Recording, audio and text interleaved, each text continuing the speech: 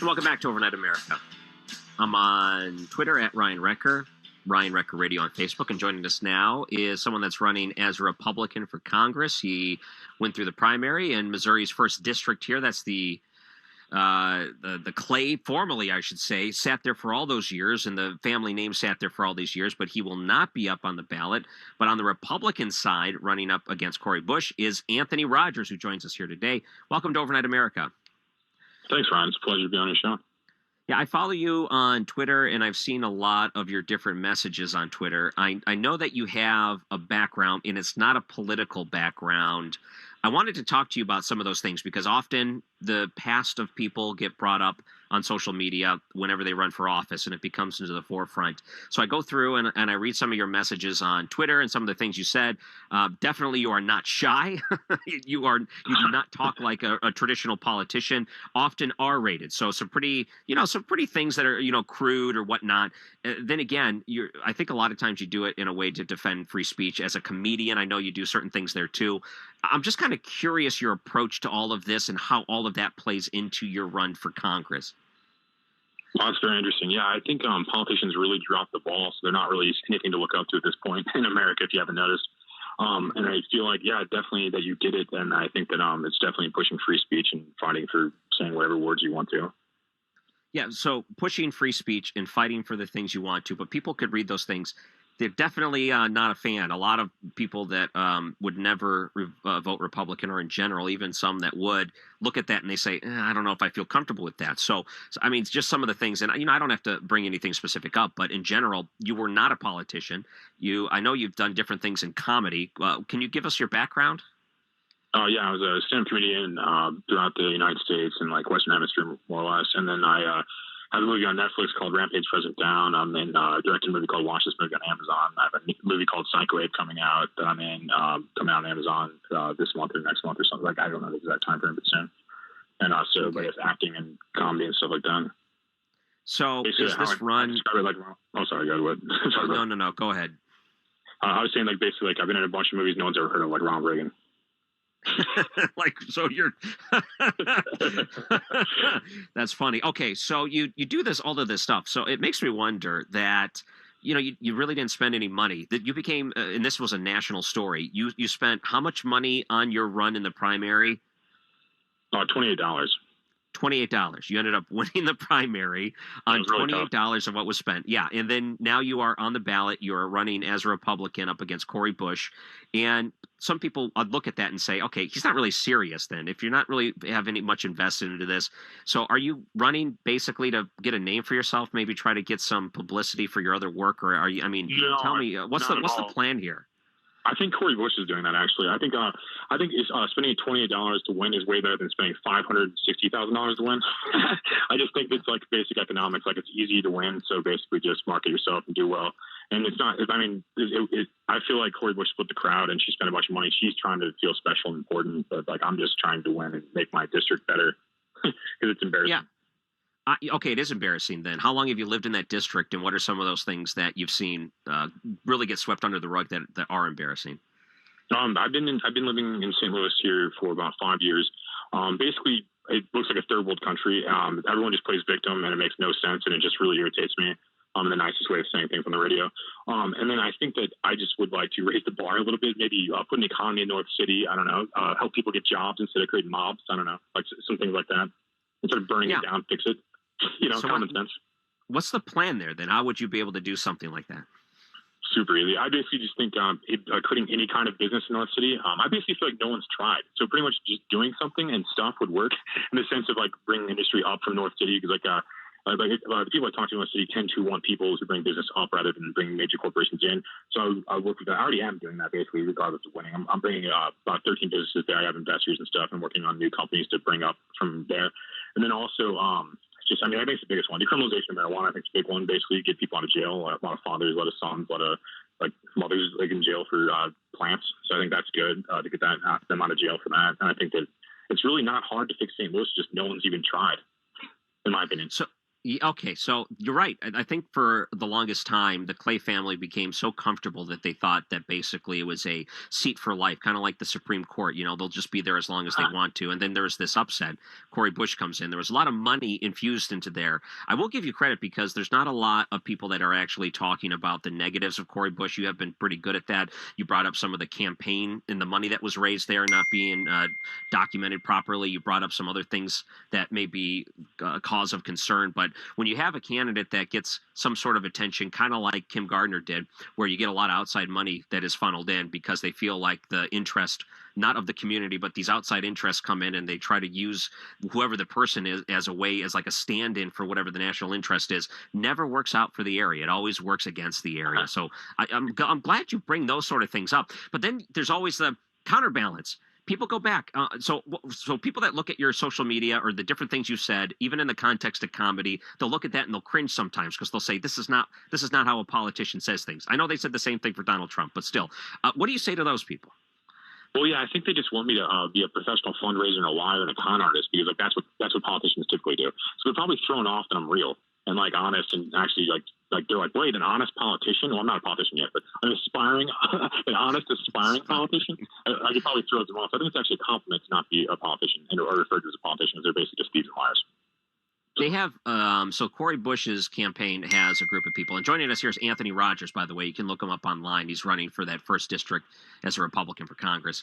And one of the things you posted on there that really grabbed my attention was a text message that you received unsolicited from the Corey Bush campaign. So they were sending out text messages or calls or whatever it was on behalf of Corey Bush to try to get people to vote for her. And you received one of these, and you were mentioned as part of their rallying cry. Can you kind of explain what happened there?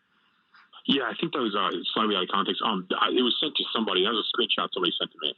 But basically they were spamming out to people, and they were just basically saying like desperately and sadly, being like, "Will you vote for us? Will you vote for us? Will you vote for us?" Kind of like that. But then they mentioned that they called me a white supremacist, which is like insane. And like I just think there's certain people, anyone that's white and Republican or one or the other, is just racist to them because they can't think and they don't understand that like people with outside beliefs aren't racist. They just have different perceptions of life. Like, I mean, and I think that like the crayon color argument's really dumb. And I think that basically it's like to even assume that excuse me, I'm trying not to cuss and shit. To even Please. assume, I'm not trying to play those FCC funds. But I would even assume like that I even care about skin tone is insane. It's like insane. It's like a childish argument. Like crayon colors, like I call it Crayola arguments. It's like it makes no sense. Like just like it's like crybaby stuff. That's the best way I could say it without using a word or having words. It's tough because that happens pretty much any time. You go on social media and you say anything that may be conservative or Republican or whatever it is. Or, by the way, by default, after the debate, I've seen people that I even respected and I thought were friends of mine. They'll go online and they'll say, anyone that would consider voting for Donald Trump is a racist.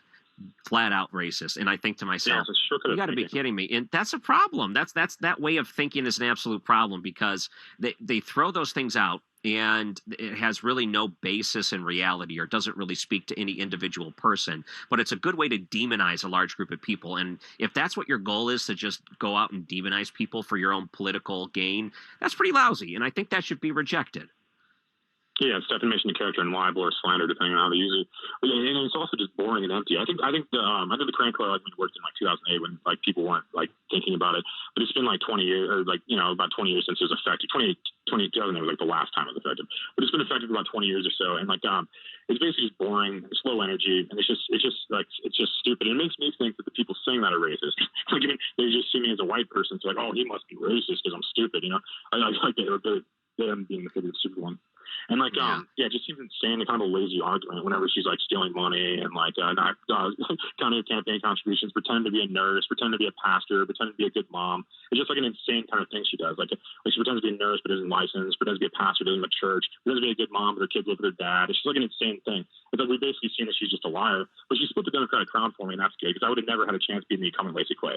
So it's really good that she split the crowd for me, and a lot of Democrats are going to vote for me, and because she's radical and insane, trying to burn down buildings. It's just kind of insane. So I do appreciate her existing to get Lacey Clay out of the way for me. It's a lot of stuff there. All right, Anthony Rogers, who's running for Congress in Missouri's first district, and basically, how much money have you spent on this campaign so far total? Because we know the number up during the primary. How much have you spent since then? I have not spent any money since. I'm still at $28. How can you expect to win spending $28? Because you don't need $500,000 to win. I mean, maybe Cori Bush does because she's like, what is that called, money laundering? But I think that like I don't because I'm not taking money from my community. I'm not taking money for special interests. I'm serving the people. I'm representing the people. So like when you represent people, you don't really need money. And with social media, you don't really need it. It's kind of an outdated thing. I think most of the politicians are old, so they think you need like mailers and all those like, well, called dumb stuff, I guess. Mm. The mailer. So yeah, okay, $28, and you said a lot of things about Cori Bush there. Who knows? Maybe her people are listening right now, and who knows? Maybe this will spur some sort of conversation. Have you had any talks or any understanding between the campaigns for any sort of debate or anything like that? She refuses to answer me for a debate. I think she's terrified and has no chance in a debate. So she basically has just been ignoring me, won't answer me on Twitter, or people won't answer me. So yeah, I've been trying to get a debate, but like clearly you haven't heard one. So she's been saying no and answering me basically, or not answering me basically. Okay. You know, I'd love to have you two on this show. I think that would be something that would be worthwhile for the people to kind of get an idea who's on the ballot. But, you know, like I mentioned before, I think a lot of people have certain reservations when they read certain things, but I'd rather talk to people and get a better understanding for them because, again, social media is meant for they just go and demonize people and they just put out so many falsehoods out there. It's better for you to actually hear it from the people. And Anthony Rogers, you're running as a Republican for Congress, Missouri's 1st District. Best of luck to you, I guess I should say. And maybe you should consider spending a little money here. Well, I think it'd be better like when I win to brag about it basically. So when I win in November, I'm just gonna be like, I spent $28. This was not even hard.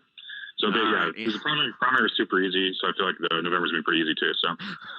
Well, most people don't have this experience, the super easy into politics experience, but we'll keep an eye. It's less than a month away. Okay. Yeah. Anthony Rogers on Twitter. What's your Twitter account? Mr. Anthony Rogers. Okay. People can look you up on there. Do you have a website or anything like that? No, I don't do any of that stuff.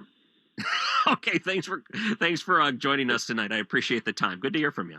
Okay. It's been a pleasure, Ryan. Thank you very much. That is Anthony Rogers on the Quiver River Electric guest line. So, you know, he can speak for himself, and he has his certain stances. And there's some very serious criticisms of Cori Bush and her campaign in there that I think need to be brought up. I don't think that you should just automatically assume that the Missouri 1st District is automatically going to be Democrat for the rest of time. I think that there's value in talking about these things. I'd love to have Cori Bush on the show. Maybe I should reach out to her and see what she wants to say, but I'm not going to hold my breath on that one too. And I know a lot of people online, they get upset just for the fact that you'd want to talk to someone. In this case, Anthony Rogers. There were some people that were out there and they were specifically trolling people that brought up his name on social media. And that's the thing. When I see people that are trying to use some sort of, you know, like, oh, we're going to use the internet and we're going to shame you or whatever it is, it makes me want to do it even more. The fact that you can't even talk to someone running for office is pretty ridiculous. And, you know, maybe you got to hear about him for the first time. We'll see how this goes. $28 so far running the campaign is pretty something. That's something else on its own.